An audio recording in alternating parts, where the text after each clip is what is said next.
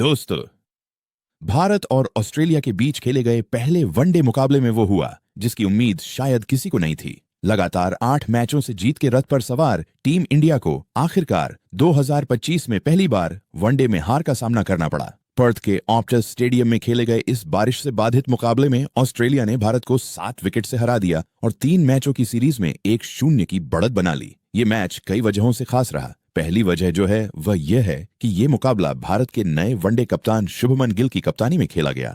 दूसरी वजह है इसी मैच के साथ रोहित शर्मा ने अपने करियर का 500वां अंतरराष्ट्रीय मुकाबला खेला। और तीसरी वजह क्योंकि ये मुकाबला भारत के लिए जीत का सिलसिला तोड़ने वाला बन गया। इसी वजह से यह मुकाबला खास बन गया। दोस्तों, पर्थ के आसमान में छाई बादलों की वजह से मुकाबला शुरू से ही रोमांचक रहा। बारिश की वजह से 4 बार मैच को रोका गया और आखिरकार इसे घटाकर 26-26 ओवर का किया गया। भारत ने पहले बल्लेबाजी करते हुए 26 ओवर में 9 विकेट खोकर सिर्फ 136 रन बनाए, लेकिन डकवर्थ लुईस नियम के तहत ऑस्ट्रेलिया को जीत के लिए 131 रन का संशोधित लक्ष्य मिला। लक्ष्य बड़ा नहीं था, लेकिन पिच पर गेंदबाजों को मदद मिल रही थी। हालांकि ऑस्ट्रेलिया के कप्तान मिचेल मार्श ने इस चुनौती को बेहद आसान बना दिया। मार्श ने 52 गेंदों में 2 चौके और 3 छक्कों की मदद से नाबाद 46 रन बनाए और टीम को 21.1 ओवर में ही जीत दिला दी। उनके साथ मैट रेनशॉ 21 रन बनाकर नाबाद लौटे। भारत के लिए गेंदबाजी में अर्शदीप सिंह, अक्षर पटेल और वॉशिंगटन सुंदर ने एक विकेट हासिल किया,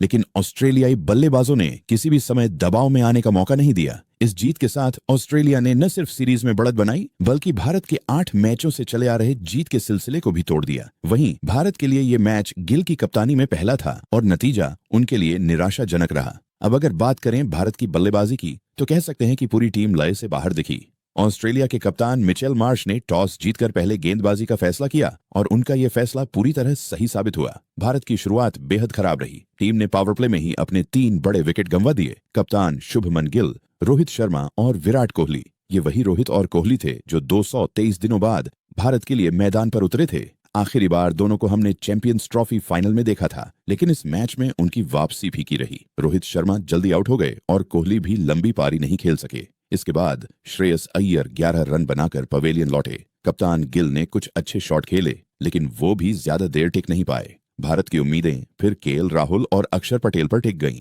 दोनों ने मिलकर पारी को संभालने की कोशिश की, लेकिन बार बार आ रही बारिश ने उनकी लय बिगाड़ दी। जब मैच चौथी बार रुका तो ओवरों में भारी कटौती हुई और मुकाबला सिर्फ 26 ओवर का रह गया। खेल दोबारा शुरू हुआ तो केएल राहुल ने कुछ आक्रामक शॉट्स लगाए और भारत का स्कोर 100 के पार पहुंचाया, लेकिन बड़ा शॉट खेलने के चक्कर में वो भी कैच दे बैठे। जैसे ही राहुल आउट हुए, भारतीय बल्लेबाजी ताश के पत्तों की तरह बिखर गई। हालांकि डेब्यू कर रहे नीतीश कुमार रेड्डी ने आखिरी ओवरों में कुछ शानदार शॉट्स लगाए। उन्होंने महज 11 गेंदों पर 2 छक्कों की मदद से 19 रन बनाए और नाबाद लौटे। इससे भारत किसी तरह 136 रन तक पहुंचा। ऑस्ट्रेलिया की ओर से गेंदबाजी में मैथ्यू कोहनेमैन, मिचेल ओवेन और जोश हेजलवुड ने 2-2 विकेट झटके। मिचेल स्टार्क और नाथन एलिस को एक सफलता मिली। गौर करने वाली बात यह रही कि भारत ने इस मैच में कुलदीप यादव को बाहर रखा था। टीम ने 3 तेज गेंदबाजों और 3 ऑलराउंडरों के साथ उतरने का फैसला किया, लेकिन स्पिनर की कमी साफ महसूस हुई, खासकर पिच पर जहां धीमी गेंदों को पकड़ मिल रही थी। ऑस्ट्रेलिया के लिए मिचेल मार्श का प्रदर्शन सबसे शानदार रहा। उन्होंने कप्तान के तौर पर बेहतरीन निर्णय लिए,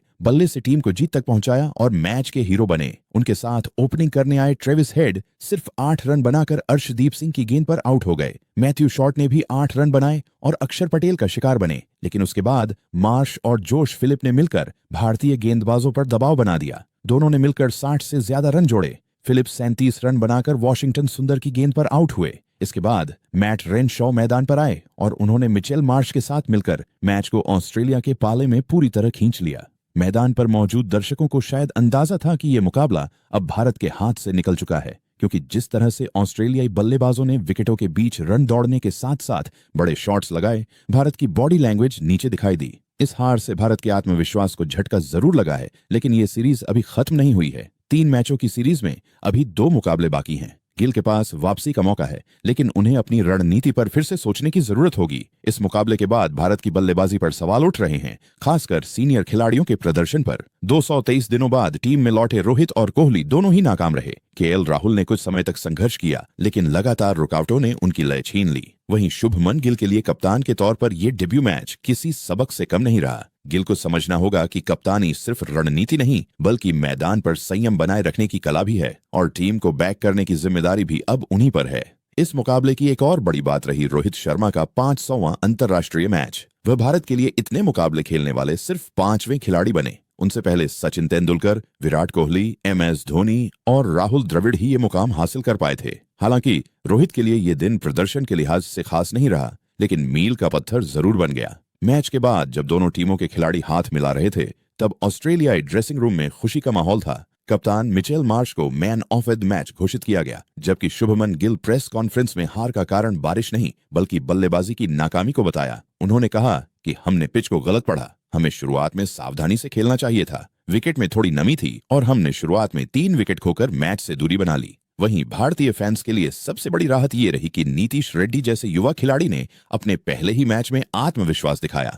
उनकी छोटी लेकिन असरदार पारी ने बता दिया कि भारत के पास अगले कुछ सालों के लिए एक और टैलेंटेड ऑलराउंडर तैयार है। ऑस्ट्रेलिया की टीम ने इस मैच में हर डिपार्टमेंट में भारत से बेहतर प्रदर्शन किया, चाहे वो गेंदबाजी हो, फील्डिंग हो या बल्लेबाजी। अब सीरीज का अगला मुकाबला भारत के लिए करो या मरो जैसा होगा। अगर गिल की टीम वापसी करना चाहती है तो उसे टॉप ऑर्डर से शुरुआत करनी होगी। रोहित और कोहली जैसे अनुभवी खिलाड़ियों को अब लीड लेना होगा। टीम इंडिया के फैंस अब यही उम्मीद करेंगे कि गिल की कप्तानी में भारत अगले मुकाबले में पूरी ताकत से मैदान पर उतरे और ये हार एक नए आगाज में बदल जाए, क्योंकि टीम इंडिया का इतिहास बताता है जब ये टीम गिरती है तो और जोर से उठती है। और शायद यही बात इस हार को एक सबक बना दे कि क्रिकेट में हर जीत के पीछे एक हार छिपी होती है जो टीम को और मजबूत बनाती है।